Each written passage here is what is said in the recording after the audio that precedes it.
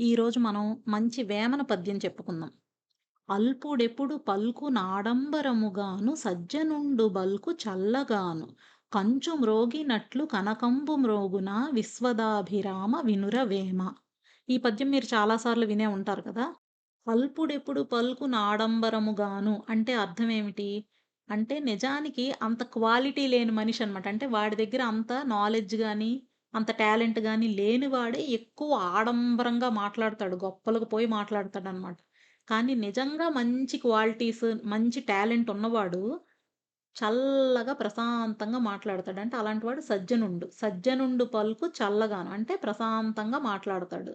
కంచు మ్రోగినట్లు కనకంబు మ్రోగున. కంచు అంటే తెలుసు కదా మీకు. ఇంట్లో జనరల్‌గా అటక మీద చూస్తే మీకుంటాయి. కంచు బిందెలు, గిన్నెలు ఉంటాయి. అవి అప్పుడప్పుడు తీసి పండగలప్పుడు తీసి నీట్‌గా క్లీన్ చేసి మళ్ళీ అటక మీద పెడతారు. విపరీతమైన శబ్దం వచ్చేస్తదనమాట ఇంట్లో వాటి వల్ల.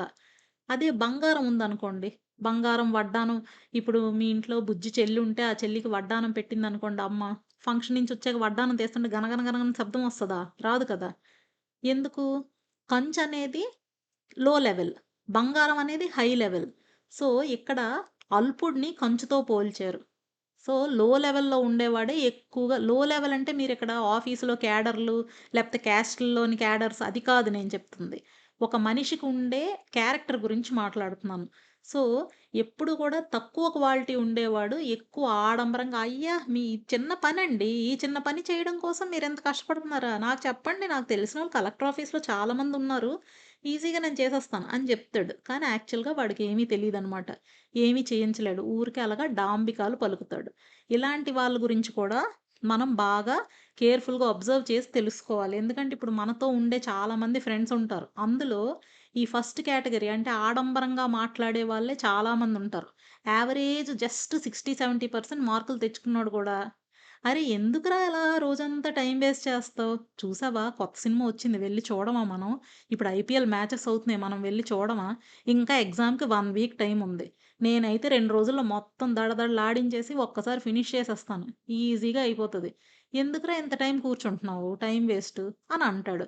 అది విని మనం కూడా టెంప్ట్ అయ్యి వాడి వెనక ఎళ్ళిపోయామనుకో, అంతే మనం కూడా వాడిలా తయారవుతాం. అదే బుద్ధిగా చదువుకునే పిల్లాడుంటాడు. వాడేం చేస్తాడు? ఆఖరి రోజు 10 గంటలు చదివేయాలని ఆలోచించడు. ప్రతిరోజు చాలా స్టాండర్డ్‌గా ఏ రోజు చెప్పినవి ఆ రోజు చదువుకుంటూ చక్కగా రోజు ప్లానింగ్‌తో చదువుకుంటాడు. వాడిలా వాగడు ఊరికే. కదా! కాబట్టి ఎవరు సజ్జనుండు, ఎవరు అల్పుడు ఇలాంటివన్నీ మనం తెలుసుకోవాలనమాట. తెలుసుకొని దాన్ని బట్టి మనం అలాంటి వాళ్ళతో ఫ్రెండ్‌షిప్ చేయాలి. ప్లస్ అలాంటి వాళ్ళని మనం డిఫరెన్షియేట్ చెయ్యడం అనేది మనం ఇప్పటి నుంచి నేర్చుకోవాలి. మీకు పర్సనాలిటీ డెవలప్‌మెంట్ ట్రైనింగ్ అని ఓహో! బోలెడు కోర్సులు పెట్టేసి డబ్బులు తీసేసుకుంటూ ఉంటారిప్పుడు. అవన్నీ అక్కర్లేదు. మన సుమతి శతకం, వేమన శతకం చదివితే ఇందులోనే అసలు సమాజంలో మనం ఎలా బ్రతకాలి, ఏంటి అని మనకి చాలా విషయాలు తెలుస్తాయి. సరేనా? కాబట్టి ఈ పద్యం బట్టి అర్థం చేసుకోండి. ఎక్కువ టాలెంట్ ఉండి, మంచి వాల్యుబుల్ పర్సన్ ఎప్పుడు కూడా సైలెంట్‌గా ఉంటాడు. ఏమీ లేకుండా అరకొర జ్ఞానంతో ఉండేవాడే ఊరికే డబడబడబలో ఆడుతుంటాడు. ఓకేనా? బాయ్ పిల్లలు.